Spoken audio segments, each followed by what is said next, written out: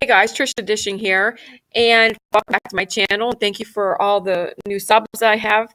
I hope I can do you proud and continue to, teach good things of awakening to awaken you and to the truth.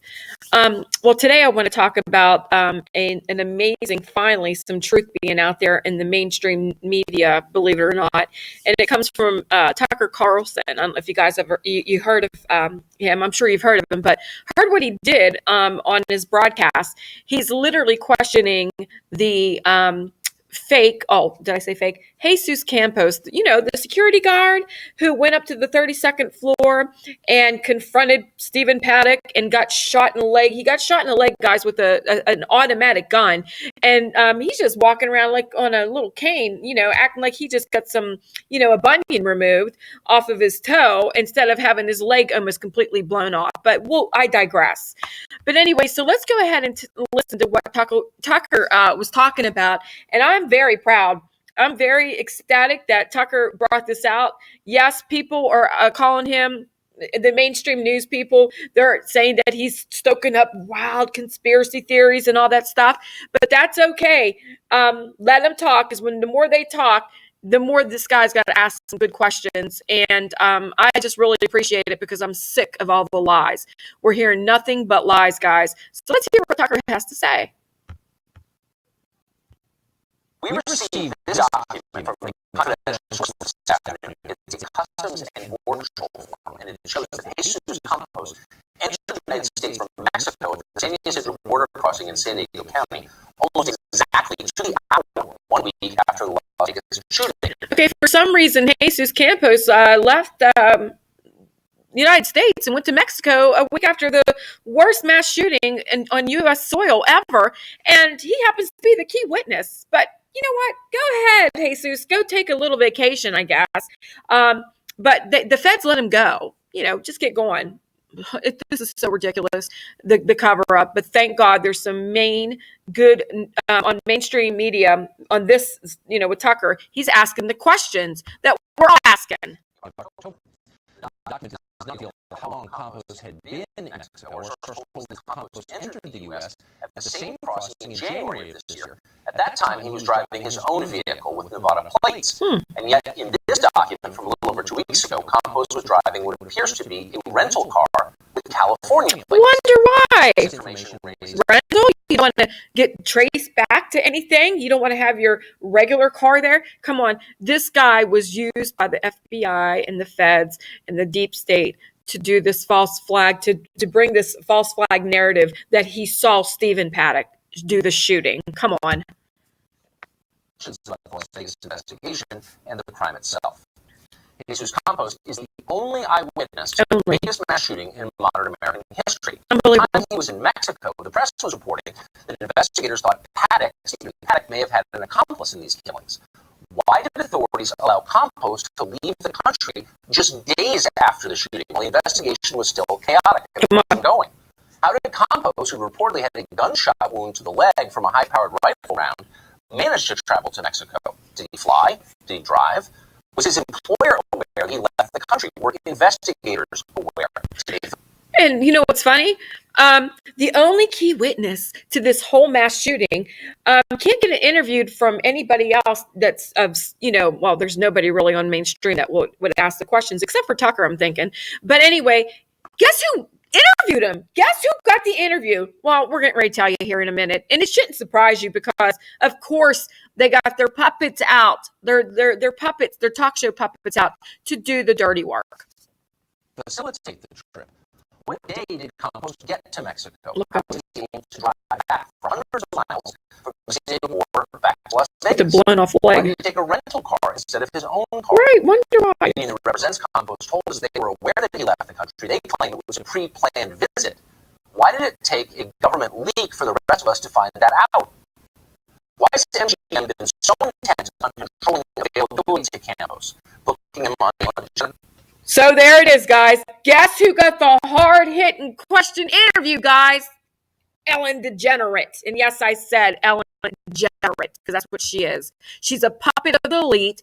Her and Kimmel and who's the other one? Jimmy Fallon. They all do the puppeting. You know, they're against. They're there to get the guns. They're there to do the health care, all that stuff. So she gets the interview and asks softball questions, probably to this fact, like, what's your favorite color? When's your birthday? Didn't ask anything. This is so disgusting. But go ahead, Tucker, because you're doing a good job asking the questions. Why did he appear with a co-worker in the Ellen interview rather than solo? Why did Ellen ask only leading softball questions? I have so many people so much trouble to shape the story of Jesus Campos. Come on. ABC spoke to Campos on October 4th. Was he in Mexico when they talked to him? Did they know where he was when they talked to him? What do we actually know about Jesus Campos? It's something. ABC did talk to Campos on October 4th. And at that time, he was like already gone and coming into Mexico. But ABC got a hold of him. I'm telling you, this is so disgusting, this false flag. And I'm so happy that this false flag is just falling apart right in front of their faces. And I'm praying America wakes up. Go ahead, Tucker. You're doing a great job. Keep asking.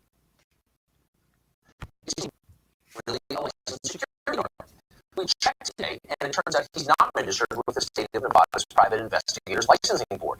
Confused by this, we called the Clark County Sheriff to find out what license is required to be a security guard at the Las Vegas casino. The Sheriff's office refused to tell us this.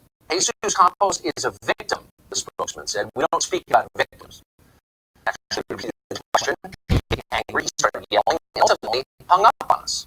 Which raises the question, why would authorities answer basic questions like so they're asking a question about Jesus Campos if he's a security guard, where he's not even registered to have a license to be a security guard. They're asking the sheriff about it, and what happens? They get told, we're not answering any questions. He's a victim, and they hang up. Come on, guys. These are basic questions that anybody can answer, but they are keeping tight-lipped because this thing has fell apart. Go ahead, Tucker. Keep it up. That's right. Question. What exactly did he do for the hotel? Had he ever had previous contact with Stephen Paddock?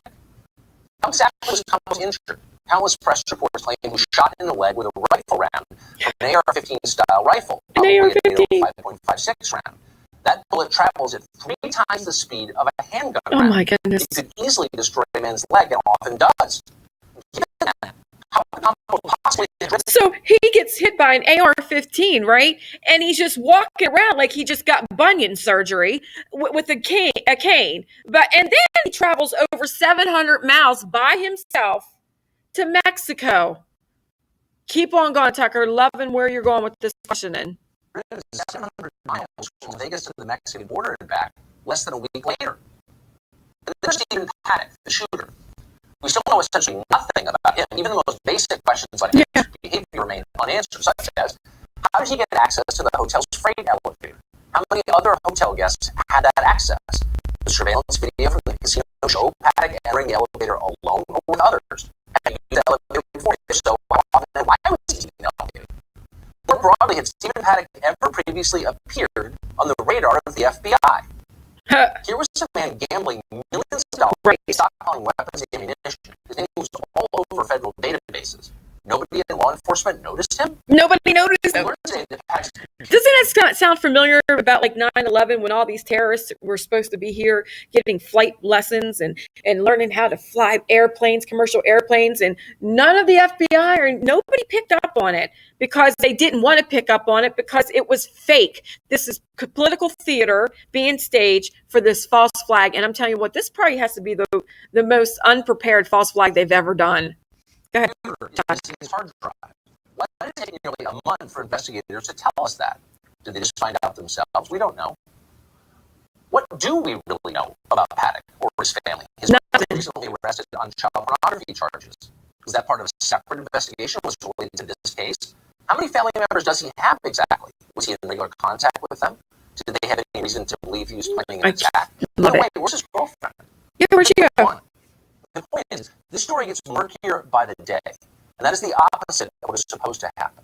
It's impossible to know exactly what is going on with the Vegas shooting. We're not going to speculate, but it's obvious that there is lying and incompetence. Amen. That's right, guys. There is so much lying and incompetence going on. And I'm telling you, a lot of these mainstream press